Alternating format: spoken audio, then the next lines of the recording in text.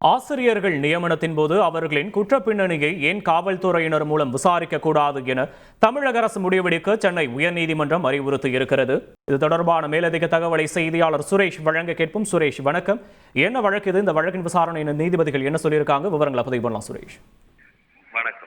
தமிழகத்தில் கடந்த 2012ஆம் ஆண்டு முதல் ஆசிரியர் தகுதி தேர்வுகள் நடத்தப்பட்டு வருகிறது.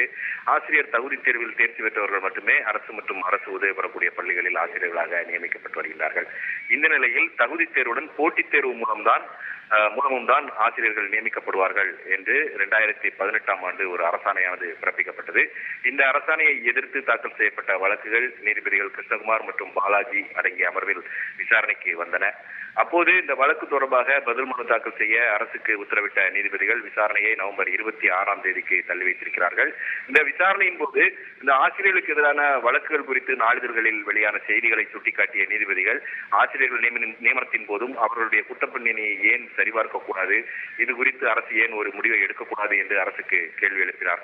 அதற்கு பதிலளித்த தமிழக அரசின் கூடுதல் தலைமை வழக்கறிஞர் நீலகண்டன், தேர்வு செய்யப்படும் ஆசிரியர்களிடம் அவர்களுக்கு எதிரான வழக்குகள் குறித்த விவரங்கள் கேட்கப்படுவதாக விளக்கம் அளித்தார்.